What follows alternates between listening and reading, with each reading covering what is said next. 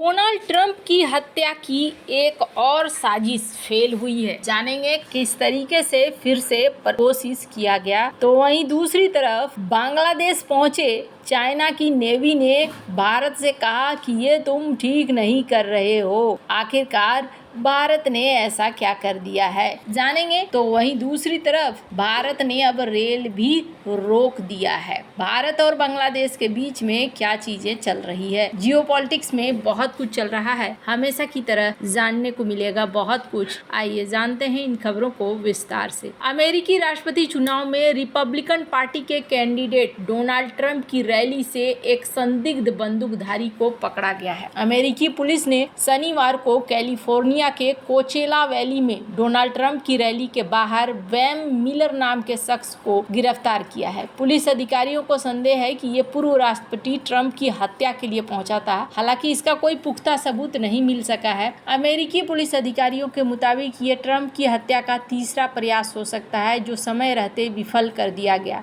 इस चुनाव में इससे पहले 2 बार ट्रंप की जान लेने की साजिश हो चुकी है। हालांकि मिलर ने खुद को रिपब्लिकन पार्टी का समर्थक बताते हुए ट्रंप को नुकसान पहुंचाने के आरोप को पूरी तरीके से खारिज कर दिया है। वैम मिलर की गिरफ्तारी शनिवार को रैली स्थल से उस वक्त हुई जब वह सिक्योरिटी चेक पॉइंट के पास कार से पहुंचा था। पुलिस का कहना है कि मिलर के पास से अलग अलग नामों से कई ड्राइवर लाइसेंस और पासपोर्ट मिले हैं। उसकी कार से एक लोडेड हैंडगन और कुछ दूसरा सामान मिला है। ये सब मिलने के बाद पुलिस ने मिलर को हिरासत में ले लिया है। कुछ घंटे हिरासत में रखे जाने के बाद उसे जमानत पर रिहा कर दिया गया है। 49 साल का वैम मिलर लास वेगास का रहने वाला है। उसने UCLA से मास्टर्ड किया है। अपने लिंक्डइन प्रोफाइल में उसने खुद को खोजी पत्रकार और फिल्म निर्माता बताया है। उसने नेटफ्लिक्स और वाइस मीडिया जैसे प्रमुख नेटवर्क के लिए काम करने का भी दावा किया है। वैम मिलर सरकार विरोधी माने जाने वाले एक दक्षिणपंथी गुट का हिस्सा है। वो साल 2022 में नेवादा स्टेट असेंबली का चुनाव भी लड़ चुका है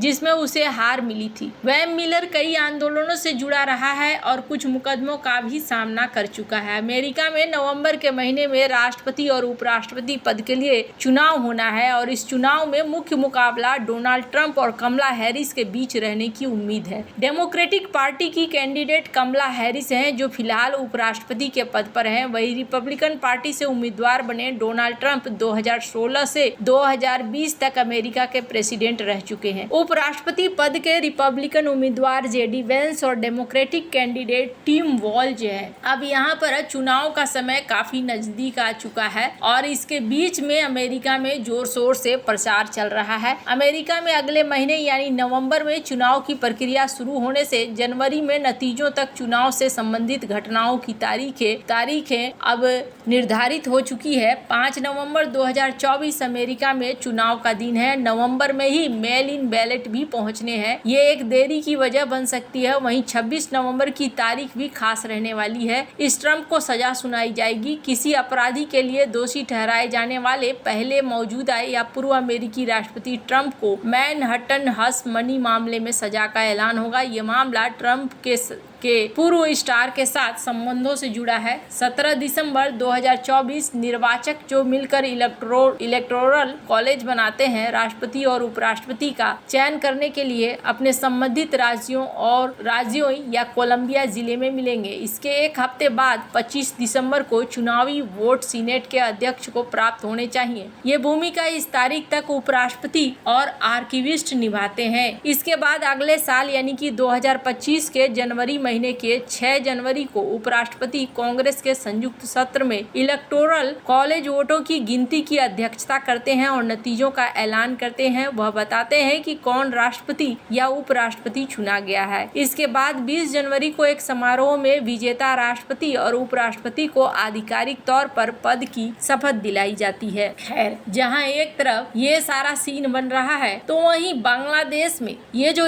देख रहे हैं ये एरिया है चटगांव का एरिया। हमने कल आपको एक खबर दी थी और जिसमें बताया था कि चटगांव बंदरगाह के पास जहाज में आग लग गई। हालांकि ये घटनाएं लगातार हो रही है। अगर रविवार की ही बात करें तो रविवार को दो इस तरीके से वेसल्स में आग लगे हैं और इस आग के बाद जांच की भी बात हो रही है। एलपीजी के ये वेसल्स पिछले 8 घंटे से जल रहे हैं। चूंकि इसमें काफी ईंधन भरा होता है इसलिए ऐसा यहाँ पर ज्यादा देर तक जलता भी है ये। अब इस चीज को लेकर ना एक बवाल सा मचने लगा है। मचने के पीछे बवाल एक बड़ा कारण भी है। अभी चाइना की नेवी भी चितगांव पोर्ट ही पहुंची थी और चितगांव हिल ट्रैक्ट एरिया ये पूरा एक ऐसा एरिया है जहां पर आज से नहीं बल्कि काफी पहले से इथनिक ग्रुप्स की लड़ाइयां चलती रहती है। यहाँ पर अलग अलग ग्रुप हैं, जैसे कि अभी बहुत ज़्यादा नाम आता है और वो नाम किसका आता है, वो नाम आता है कुकी नेशनल फ्रंट का, KNF का। इसके अलावा यहाँ पर और भी ऐसे कई संगठन हैं जो कि बराबर यहाँ एक दूसरे के साथ झगड़ा करते रहते हैं। तो ये एरिया बहुत ज़्यादा संवेदनशील है। हालांकि भारत के लिए भी चटगांव पोर्ट और इससे रिलेटेड एरिया बहुत ज़्यादा संवेदनशील है। चाहे भारतीय सीमा की बात करें या फिर बात करें चिकन नेक कॉरिडोर की और नॉर्थ ईस्ट के इलाके की, हर दृष्टिकोण से ये एरिया